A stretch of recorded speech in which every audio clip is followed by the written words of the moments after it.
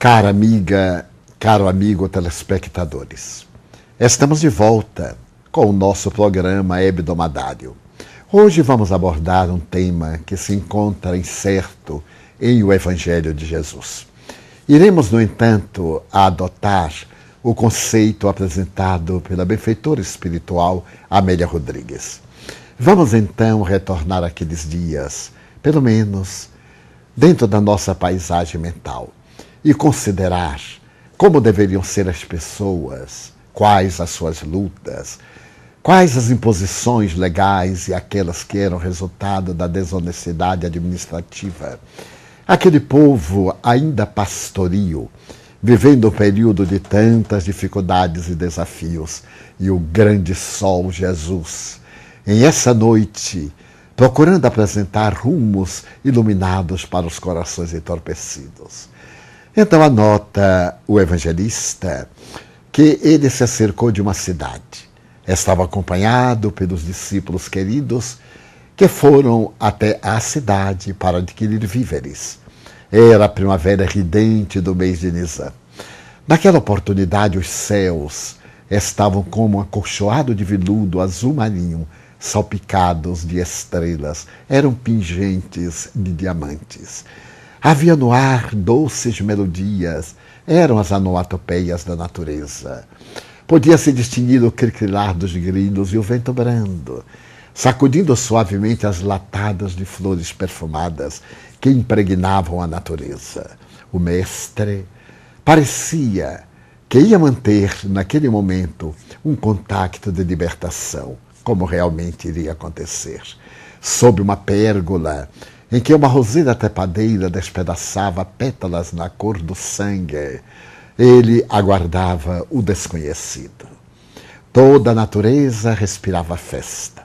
Quando se aproximou um jovem, com características da nobreza, porque além da indumentária convencional, ele estava com um manto vermelho que lhe cobria os ombros. Os olhos estavam cheios de adrenalina e brilhavam no lusco-fusco da noite. Embora a noite não houvesse chegado em triunfo, ainda vendo uma pequena coroa de luz lá longe nos montes, na cordilheira do Gilboé, Jesus olhou bem para ele e ele deteve-se. Era o semblante agradável de alguém que estava saindo da adolescência e começava a experimentar os grandes conflitos da idade adulta. Trazia numa das mãos um cabaz de uvas maduras e, vendo Jesus, comoveu-se. Qualquer coisa singular irradiava-se do mestre. Quem o visse nunca mais seria o mesmo. O jovem, percebendo que ele era um grande iniciado, conforme a tradição essênia, olhou demoradamente e perguntou-lhe en passant: Rabi, que é necessário fazer para entrar no reino dos céus? Uma musicalidade peculiar cantava em a natureza. O mestre acercou-se da borda da pérgola, a poucos metros de distância do jovem, e redarguiu com ternura. Que está escrito na lei? Era uma indagação. E o jovem, adestrado no conhecimento da tradição da Torá, da Mishnah, dos livros sagrados do seu povo, logo respondeu: está escrito que é necessário amar a Deus acima de todas as coisas, e eu o amo. Que não se deve cobiçar a mulher do próximo, que não se deve matar, nem levantar falso testemunho, e começou a declinar o decálogo, e fazia-o sempre com afirmativa: a isso eu atendo. E sorriu no fim. O mestre, de olhar sereno, mergulhou nos olhos do jovem ocioso a sua ternura e disse: fazes muito bem. Uma coisa, porém, te falta: que vás, que vendas tudo o que tens e que ofertes aos pobres, e logo depois venha para comigo e siga-me. O jovem estremeceu. Apesar da claridade desaparecendo, o mestre pôde perceber-lhe o pálor na face. Então ele meneou a cabeça e disse: mas eu gostaria realmente de seguir-te. Não hoje, porque amanhã aqui na cidade de Cesareia de Filipe, nós teremos uma grande corrida de quadrigas. Eu sou um hábil condutor. Celebrizei-me pela maneira como conduz as quadrigas nos momentos de maior gravidade nas curvas do imenso campo de disputas. E sua representação de Israel. Estarão aqui representantes de vários reinos, especialmente de Roma. E eu desejo esmagar o romano, humilhá-lo, demonstrar a nossa força, o poder do povo de Deus.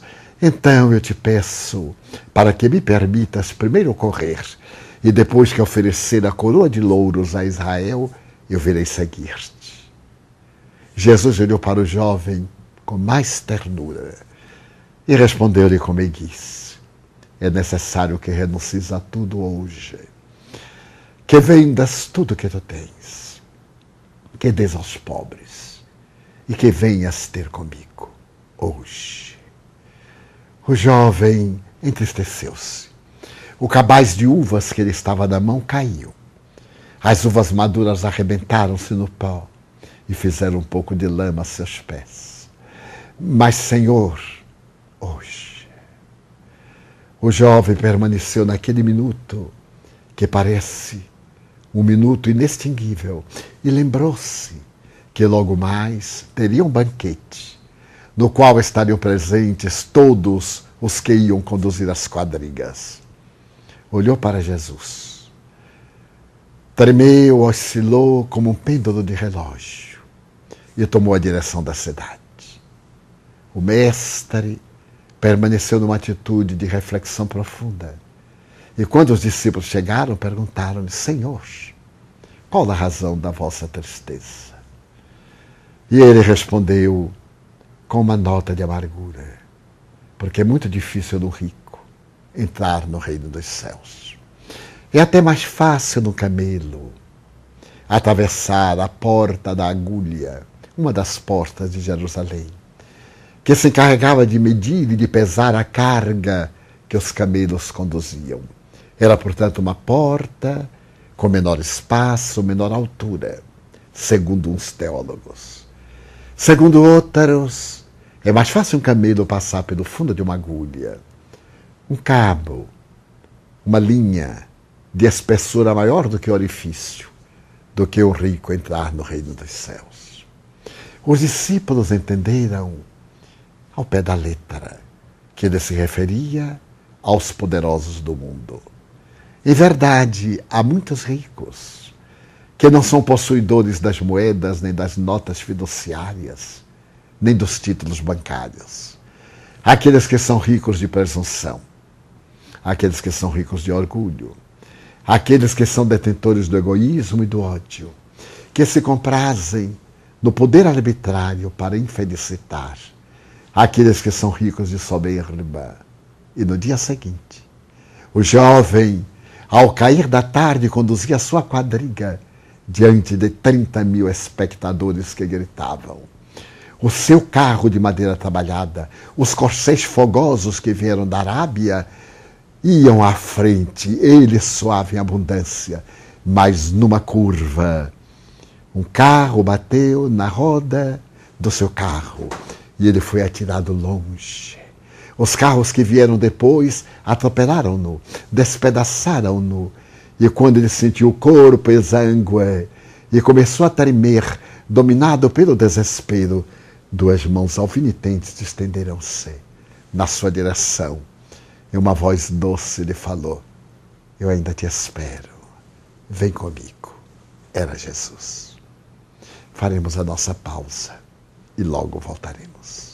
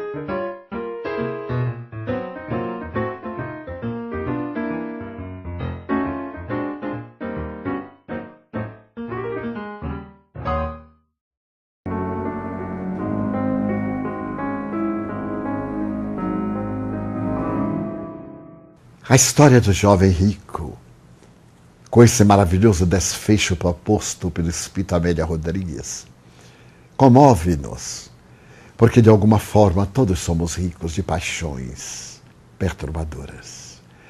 É natural que ele abandonasse até os haveres que houvera recebido de seus genitores. A herança que lhe chegara, dele fizera um jovem rico, mas renunciar aos encantos da mocidade, à saúde, ao prazer, que são fortunas, fortunas cujos valores no mercado não existem. Como nós podemos vender os anos verdes ricos de esperanças, assinalados pelas expectativas mais gloriosas do porvir? Como nós podemos oferecer a outrem a alegria de viver as paixões que ardem em nosso corpo ávido de prazer? Era essa fortuna que Jesus se referia. Muitos de nós ouvimos falar do Mestre. Alguns já tivemos um contato com ele, através da mensagem rutilante da sua palavra, que invadiu as paisagens escuras dos nossos sentimentos.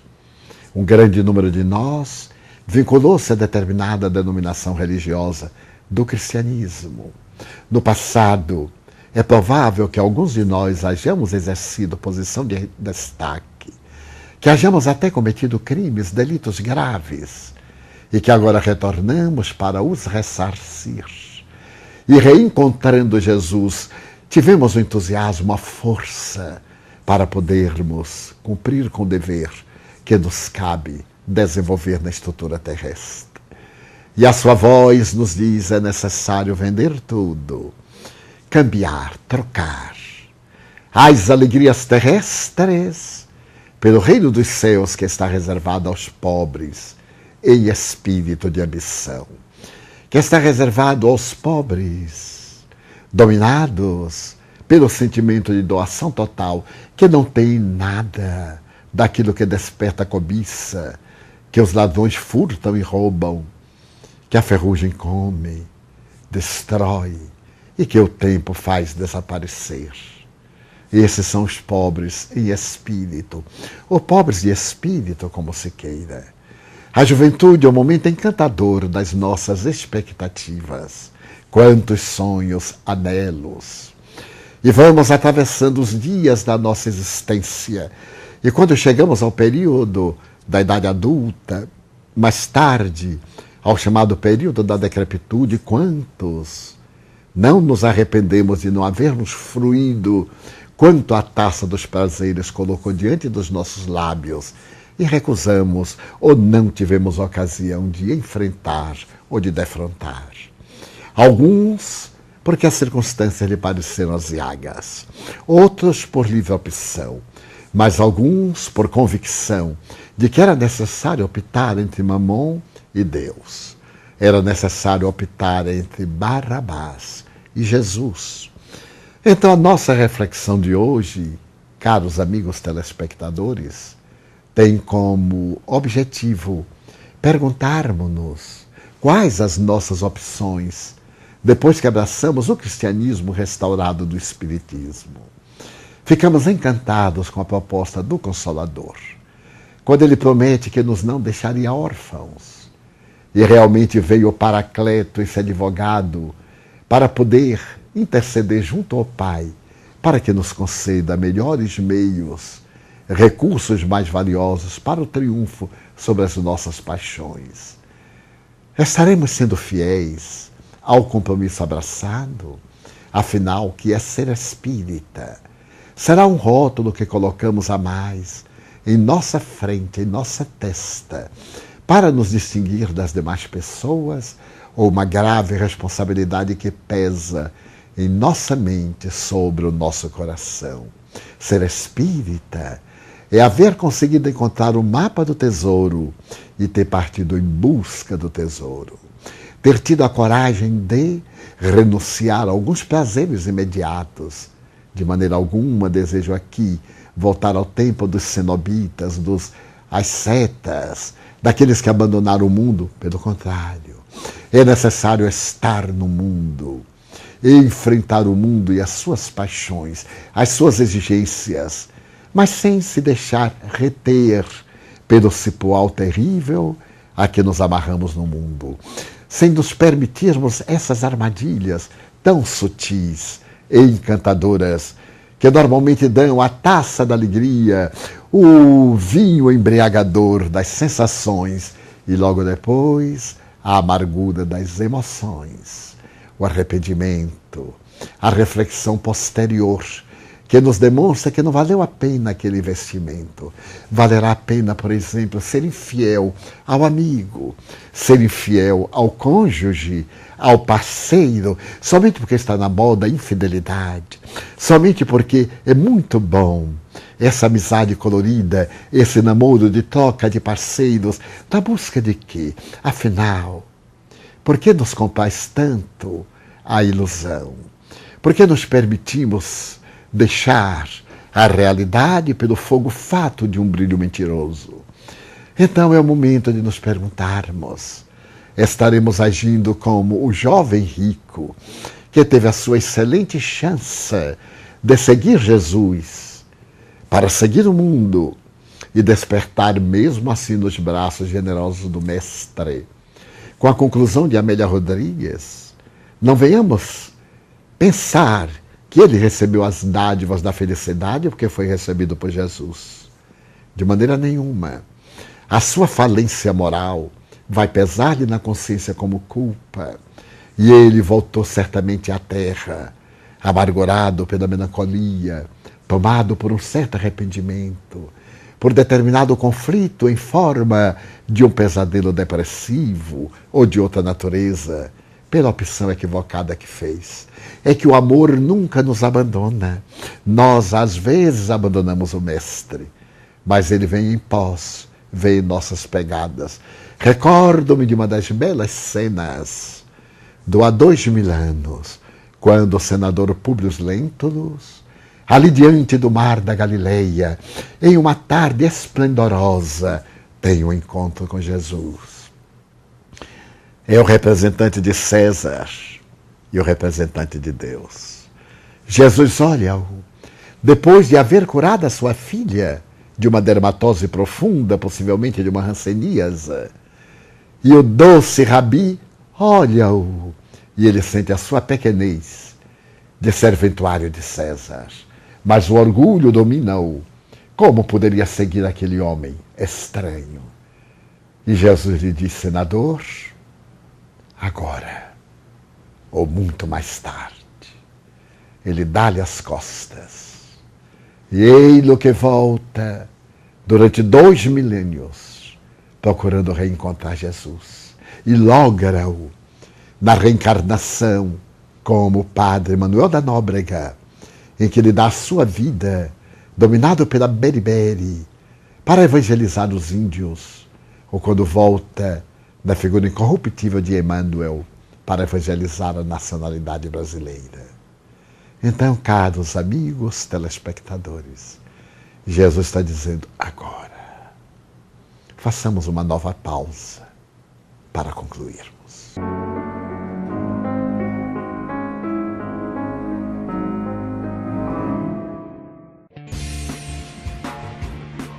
Conheça o mais variado acervo de áudios espíritas da internet. São MP3 de palestras de grandes expositores espíritas disponíveis para download. Acesse www.tvc.com/downloads e baixe os MP3 com rapidez e segurança.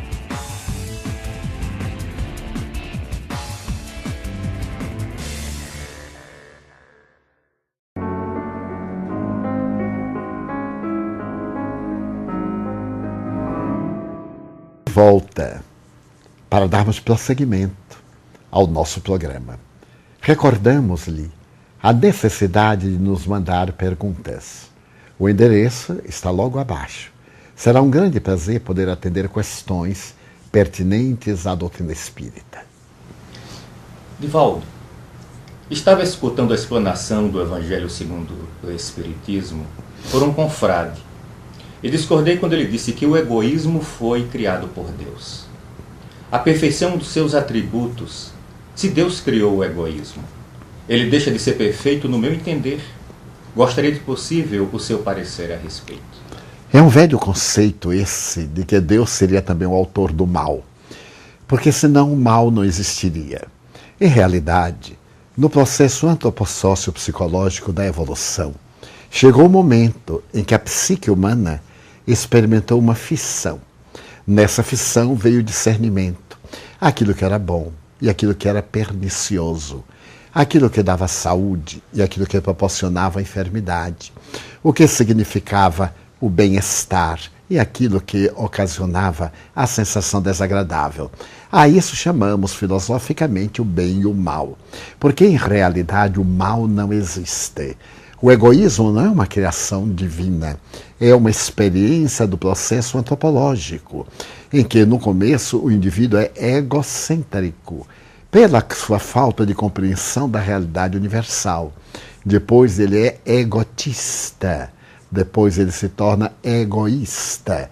E é natural que um dia ele se faça altruísta. Foi em 1840 que o notável filósofo positivista Augusto Comte criou a palavra altruísmo para definir a oposição ao egoísmo. Então nós iremos dizer que o altruísmo foi criado por Deus e não por este notável pensador. Daí a colocação, embora pareça verdadeira, é sofista. Deus nos criou a nós, simples e ignorantes. Todas as complexidades não são da criação, são do desenvolvimento natural da criatura, do ponto de vista intelecto-moral, como assevera Allan Kardec. Em estado emocional perturbador, as influências espirituais são mais efetivas? Sem a menor dúvida. Porquanto, perdendo o indivíduo o controle de si mesmo, o direcionamento da razão, ele se torna pasto, uma linguagem pesada, campo, no qual espíritos perversos se comprazem, em razão da sua própria valorização emocional, das suas conquistas positivas ou negativas. Quando se trata, por exemplo, de uma pessoa nobre, que é vítima de um distúrbio de qualquer natureza, da degeneração do Alzheimer, ou do parkinsonismo, ou é vítima de uma depressão fisiológica, naturalmente os espíritos infelizes não se utilizam disso para afligir, porque a pessoa está dentro de uma lei de resgate, e os seus títulos de enobrecimento defendem-na. Naturalmente, é o amor. Mas quando a pessoa não tem essas defesas naturais que estão íncitas no espírito, é claro que, ademais da problemática afligente do organismo, vêm as perturbações de natureza espiritual. Como uma pessoa pode ter certeza que é médium e não esteja sendo enganada pela sua própria mente? Tendo muitas dúvidas a respeito das coisas que vejo e sinto, acredito que tudo não passa de uma energia da minha mente. Nós teremos a facilidade de examinar, quando lermos em Allan Kardec, no Livro dos Médiuns, a sua análise profunda a respeito da mediunidade. Ele demonstra que existem médiuns ostensivos, aqueles em que os fenômenos não deixam a menor dúvida, e os médiuns naturais, aqueles que, a princípio, confundem as realidades do seu psiquismo, as fixações animistas, todo o seu passado incerto no inconsciente profundo, com os fenômenos ditos mediúnicos. Cabe ao indivíduo fazer uma análise da sua realidade, dos seus conflitos, e como se trata de um espírito encarnado, deixar que esses conflitos sejam eliminados no fenômeno anímico, e logo depois verão os fenômenos realmente mediúnicos. Nós dizemos, por exemplo, Chopin era um grande inspirado, os bons espíritos utilizavam de Beethoven, como utilizavam de Fleming, em qualquer área do conhecimento, então eles eram médiuns no sentido genérico, porque nós não, dentro de uma escala proporcional ao nosso processo evolutivo. A dúvida é muito positiva quando não perturbadora. Duvidar é uma forma de analisar uma realidade na qual se crê. Só duvida quem crê. Aquele que não crê tem a sua certeza negativa. Então, essa dúvida não pode ser perturbadora. Ela tem um limite. Analisar as ocorrências, fazer depois uma reflexão em torno do fenômeno que teve lugar para o seu intermédio, e verificar se ele seria capaz, em sã consciência, de produzi-lo. E se não o é, deixar de lado a questão do subconsciente, do inconsciente, que foi uma das teses apresentadas pelo Dr. Pierre Janet na Universidade de La Salpêtrière em 1889, quando escreveu uma obra demonstrando que todos os fenômenos mediúnicos eram do subconsciente. A palavra então usada para inconsciente profundo, mais tarde identificado por Freud e confirmado por Jung. O que Jesus quis dizer ao mencionar: é mais fácil um camelo passar pelo buraco de uma agulha do que um rico entrar no reino dos céus? Equivale dizer, conforme o nosso estudo há pouco, narrando a história do jovem rico, a palavra em aramaico, camelo, tanto pode referir-se a um dromedário, como a um cabo, a uma corda, a uma linha, a um cordel. Então, há duas interpretações. A porta dos camelos era a porta em que os fiscais encarregavam de pesar as cargas que vinham do exterior para entrar na cidade. Então, era uma porta menor. Quando a carga ultrapassava aquele volume, não passava pela porta da agulha. E a outra tese é de que um cabo grosso não passa pelo orifício estreito de uma agulha. O rico de paixões é muito mais difícil do que isso, porque se o cabo é mais espesso do que o orifício, nós desfiamos e terminamos por passar. Se a carga é volumosa, diminuímos-la e passamos. Mas a renúncia ao orgulho, às ambições, essa é muito mais poderosa. Como alcançar o êxito quando tudo parece na contramão? Permanecendo fiel. A única maneira é persistir até o fim. Aliás, nesse sentido, Jesus, como sempre, é extraordinário. E aqueles que forem fiéis até o fim. Porque é fácil ser fiel por um bom período. Um período de otimismo, de alegria, de júbilos, é até esportivo.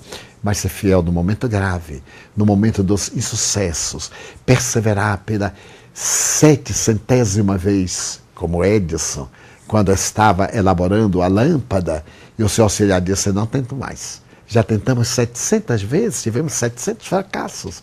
Edison então disse: pois bem, agora é que nós devemos tentar, porque já sabemos 700 fórmulas que não dão certo. Então, perseverar sempre.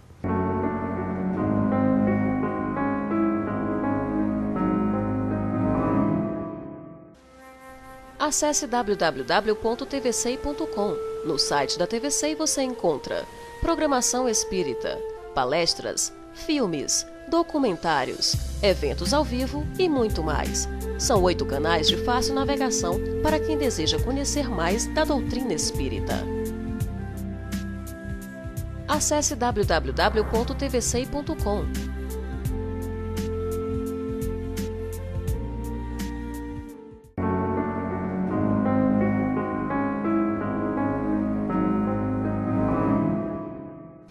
Estamos chegando à etapa final do nosso programa. Logo mais, neste mesmo dia, neste mesmo horário, estamos de volta com o Encontro com Divaldo pela tvcei.com. Muita paz.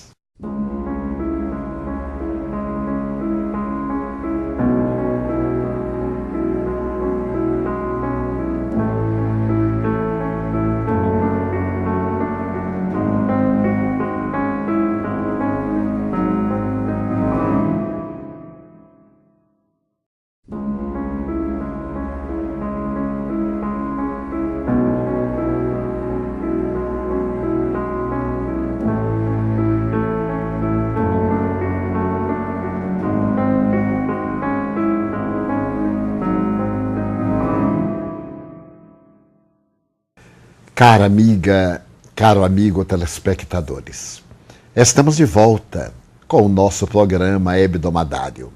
Hoje vamos abordar um tema que se encontra incerto em o Evangelho de Jesus. Iremos no entanto. Toda a natureza respirava festa. Quando se aproxima um jovem, com características da nobreza, porque além da indumentária convencional, ele estava com um manto vermelho que lhe cobria os ombros. Os olhos estavam cheios de adrenalina e brilhavam no lusco-fusco da noite.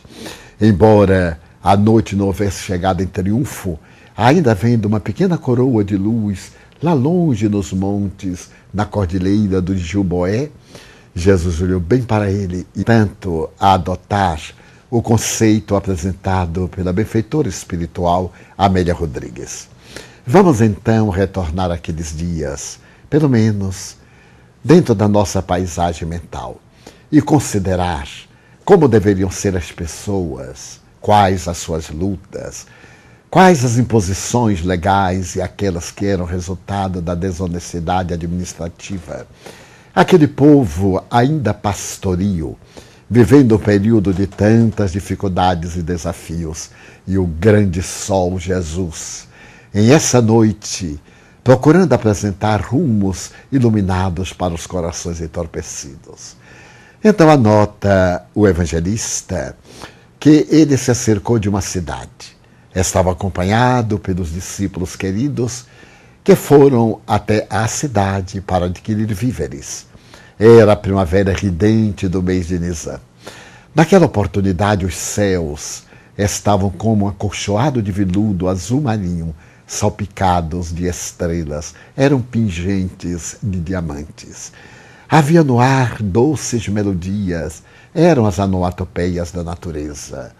Podia-se distinguir o cricrilar dos grilos e o vento brando, sacudindo suavemente as latadas de flores perfumadas que impregnavam a natureza. O mestre parecia que ia manter, naquele momento, um contacto de libertação, como realmente iria acontecer. Sob uma pérgola, em que uma roseira trepadeira despedaçava pétalas na cor do sangue, ele aguardava o desconhecido.